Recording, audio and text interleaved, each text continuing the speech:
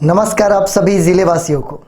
बक्सर ज़िले का corona update अभी ये कह रहा है कि अब उन जगहों पर भी हम संक्रमण पाने लगे हैं जहां पर अभी तक किसी भी संक्रमण की पुष्टि नहीं हुई थी। हम बात कर रहे हैं डुमरांव का। अभी जो प्राप्त सूचना है उसके अनुसार डुमरांव से कल रात्रि बक्सर ज़िला प्रशासन के द्वारा ये सूचना दी गई कि 6 लोगों को पॉजिटिव पाया गया है। ये 6 लोग डुमरांव के अलग अलग क्षेत्र के हैं, जिनमें एक चतुर-सालगंज के रहने वाले हैं, एक महरौरा के रहने वाले हैं, एक कोपवा के रहने वाले हैं, एक वार्ड नंबर 6 के रहने वाले हैं और एक वार्ड नंबर 7 के रहने वाले हैं। एक और जो पॉजिटिव है उनके लोकेशन की चर्चा बक्सर ज़िला प्रशासन के द्वारा नहीं की गई है।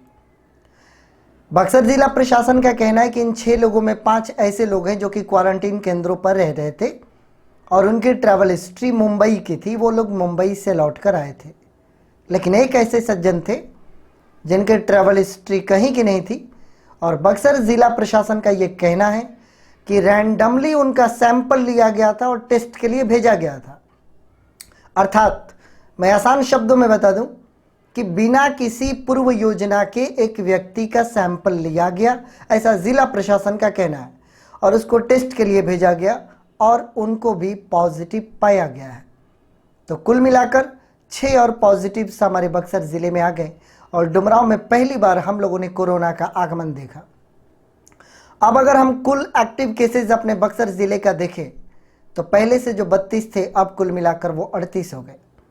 38 एक्टिव केसेस अभी भी चल रहे हैं और डुमरांव अनलॉक में प्रवेश कर चुका है। कुल मिलाकर हमारे ज़िले में जो अभी तक संक्रमण की पुष्टि हुई है वह 151 पहुंच चुका है।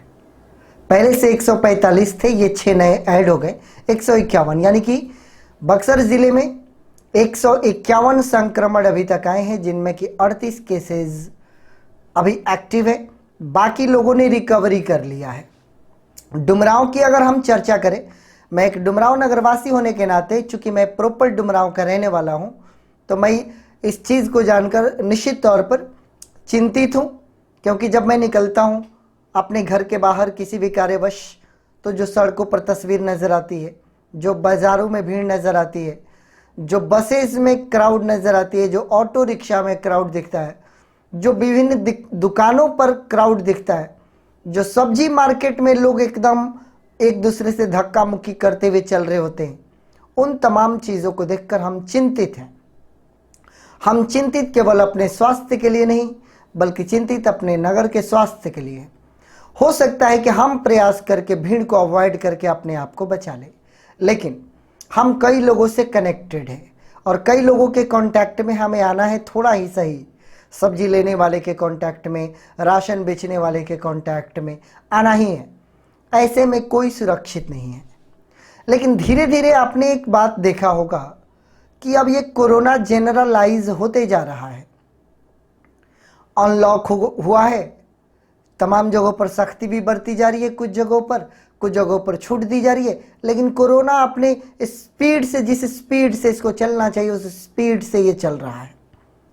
भारत में भी अभी तक कोरोना के रुकने का कोई लक्षण नहीं मिला है, न ही हमारे बिहार में कोरोना रुकने का नाम ले रहा है। जैसे तैसे अगर देखा जाए तो ये चलेगा और कितनी भी अब हम सावधानी बरतें, हो सकता है ज़्यादा सावधानी बरतें तो कुछ कम स्पीड होगा, लेकिन ये बढ़ेगा। अब इस बढ़ने के दौरान हमें पैनिक नहीं होना, बहुत ज़्यादा नहीं डरना है, क्योंकि एक बात आप अवश्य याद रखिएगा कि इतने बीमार लोगों में मरने वाले लोगों का प्रतिशत बहुत ही कम है। यह प्रमाणित करता है कि यह पहले से अगर विशेष रोग से ग्रसित कोई व्यक्ति है तो उन पर कोरोना का अटैक ज़्यादा होता है, लेकिन अगर आपकी शरीर में किसी अन्य प्रकार की बीमारियां नहीं है, यदि आपकी इम्यूनिटी सिस्टम स्ट्रांग है, अगर आपके अंदर रोग प्रतिरोधक क्षमता अच्छी है, तो कोरोना को आसानी से कई लोगों ने हराया है। अतः आप पैनिक ना हो। लेकिन चूंकि ये संक्रमण है, मतलब छूने से फैलता, बस यही डर है, इसलिए अपने आप को जितना हो सके रोकें।